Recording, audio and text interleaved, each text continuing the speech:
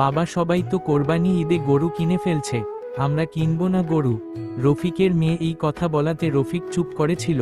পরে বলো মা কিনবো অবশ্য, তুই চিন্তা করিস না, এই ঈদে তুইও গোস্ত খাবি। রফিকের মেয়ে বলে সত্যি বলছো এইবার তুমি কোরবানি দিবে? বাবা সত্যি বলছি মা। তারপর রফিকের বউ বলল, মেয়েকে এইভাবে মিথ্যা বলার কি দরকার ছিল? মেয়েটা ছোট মানুষ, ওকে আর কি বলে বুঝানো যাবে, তাই মিথ্যা বলে বুঝিয়ে দিলাম। আমার যে সামর্থ্য নেই, কি করব? আচ্ছা ভালো লাগছে না, আমি একটু আসি। কি রফিক ভাই, মুখটা গম্ভীর করে কোথায় ছুটছো? মনে হয় কোনো চিন্তায় আছো। ভাই আর বলো না, গরিব ভাগ্য আমার গলায় কাটা হয়ে আছে। ভাগ্য আর খুললো কই?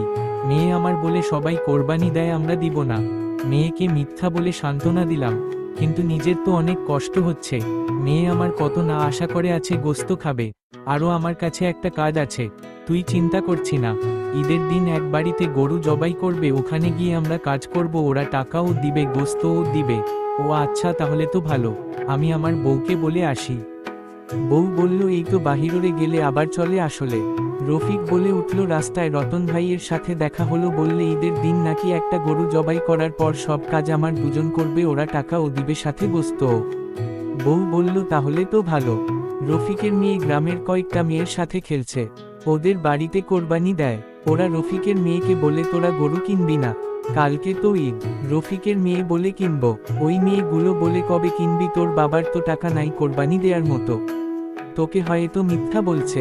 এইগুলো শুনে রফিকের মেয়ে ওখান থেকে চলে যায়। আর ওই দুইটা মেয়ের মধ্যে একটা মেয়ে বলে উঠে, ওকে এইভাবে কষ্ট না দিলেও হতো, আমার বেশি বলে ফেলছি। আরেকটা মেয়ে বলে উঠে, ঠিক তো বলছি।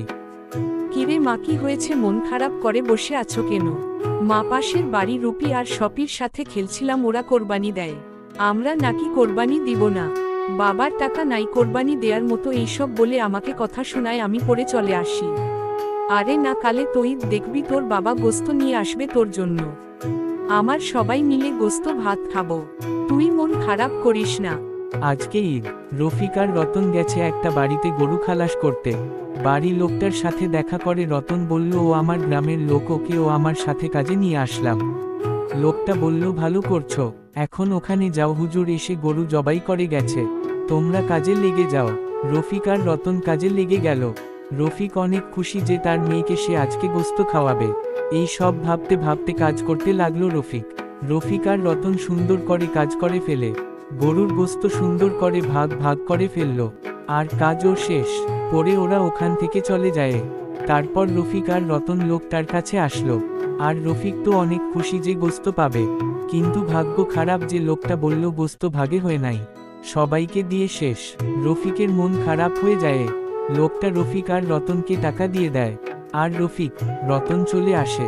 এরপর রতন রফিককে বলে, যে টাকা দিচ্ছে ওই টাকা দিয়ে বাজার থেকে গোস্ত কিনে বাড়িতে নিয়ে যাও, একটা না একটা উপায় তো আছে। কিন্তু রফিকের অনেক মন খারাপ। তারপর রফিক মন খারাপ নিয়ে গোস্ত বাজারে গেল গোস্ত কিনতে। কিন্তু ভাগ্য যে এত খারাপ হবে রহিম কল্পনাও করেনি। গোস্ত দোকানে গোস্ত কিনবে, এমন সময় গ্রামের এক লোক তার কাছে টাকা পায়, প্রায় মাস খানিকটা হলো। রফিক টাকা দিতে পারে নাই। এখন লোকটার সাথে দেখা হলো, আর লোকটা টাকা চেয়ে বসে, গোস্ত কিনতে পারো, আমার টাকা দাও না কেন? রফিক পরে গোস্ত না কিনে টাকাটা দিয়ে দিল লোকটাকে, আর মন খারাপ নিয়ে বাড়ির উদ্দেশ্য রওনা হলো। কিন্তু বাড়িতে যাওয়ার পথে রফিকের মেয়ের সাথে দেখা হয়ে যায় রাস্তায়। পরে মেয়ে বলে উঠল, বাবা গোস্ত কই, আজকে আমরা গোস্ত ভাত খাবো না।